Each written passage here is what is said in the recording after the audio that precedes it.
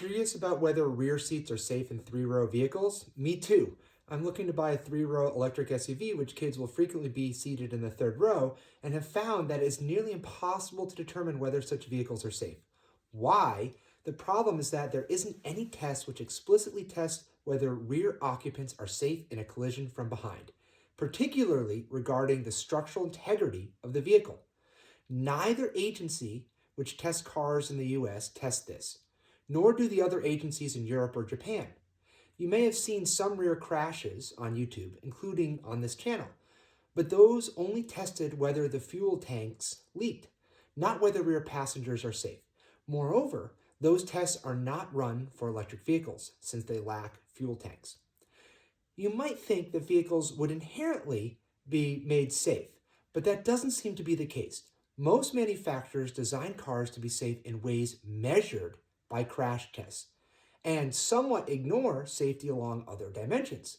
This can be seen when the IIHS introduces new crash tests. For example, they added a small overlap frontal crash test around 2012 on the driver's side. Tested vehicles performed poorly initially. They improved quickly, but in 2017, an experiment showed that they only improved the driver's side, which was explicitly tested then. Repeating the same test on the passenger side, they found that vehicles again performed poorly. This shows that manufacturers improve safely primarily when their safety improvements can be communicated to consumers through objective crash tests.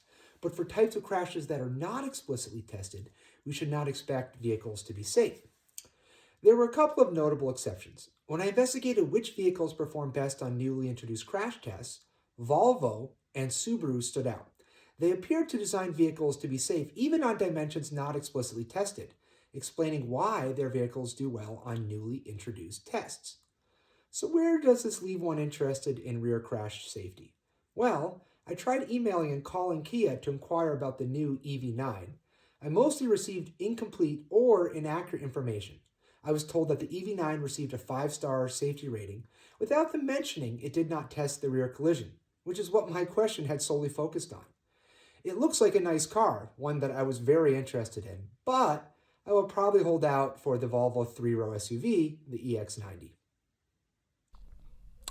Hey there, are you enjoying our content? Then subscribe to our channel. It supports our endeavors and it's free. Just click on our icon.